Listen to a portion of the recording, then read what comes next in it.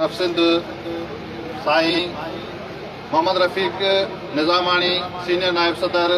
पेटे अफ सिंध, साईं Ghazi Khan Jamali general secretary पेटे अफ सिंध ऐं स्टेज ते वेठल मरकज़ी काबीना ऐं ॿिया जेके दोस्त वेठल आहिनि स्टेज ते ऐं पिंडाल में वेठल डिवीज़ननि जा सदर साहिबान, ज़िले सदर साहिबान ऐं यूनिटनि जा सदर साहिबान ऐं जेके ॿिया जेके दोस्त उस्ताद जी सिंध मां कई आया आहिनि, सभिनी खे अस्सलाम वालेकुम। सभ खां पहिरीं जेका नई चूंडिजी आयल मरकज़ी बॉडी खे ऐं ज़िले मीरपुर ख़ास जे तरफ़ां साईं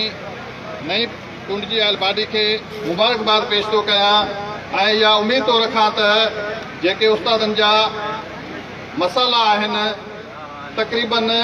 2-3 सालनि खां जेके पेंडिंग में पिया आहिनि, उमेद था कयूं त उन्हनि मसइलनि जे हल जे लाइ मरकज़ी बॉडी पंहिंजो भरपूर किरदारु अदा कंदी। ऐं असां इहो बि हाणे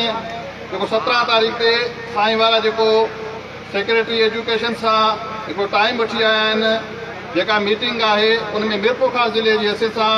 साईं जन वारनि खे गुज़ारिश आहे त मीरपुर ख़ास में हिकिड़ो मेन इशू आहे जेको 618 उस्ताद आहिनि, 2018 खां वठी अॼु ॾींहं ताईं उन्हनि खे रिलीव कयो वियो आहे। जेके मीरपुर ख़ास सिटी जा उस्ताद आहिनि उन्हनि खे 100 किलोमीटर खां 200 किलोमीटर ताईं ऐं डिवीज़न आउट कयो वियो आहे। इहो साईं जिन जंहिंसां निशानदेही लाइ इहो अर्ज़ु था रखूं, जॾहिं बि तव्हांजी इहा मीटिंग आहे 17 तारीख़ ते, उन में मीरपुर ख़ास जे मेन मसइले खे तव्हां पंहिंजे हिन में एजेंडा में रखंदो त जेके मीरपुर ख़ास जो मेन इशू आहे इन खे हल करे सघिजे। ऐं काफ़ी सारा उस्ताद आहिनि, इन्हनि खे सदाईं कॾहिं शोकास जो नोटिस ॾिनो वञे थो,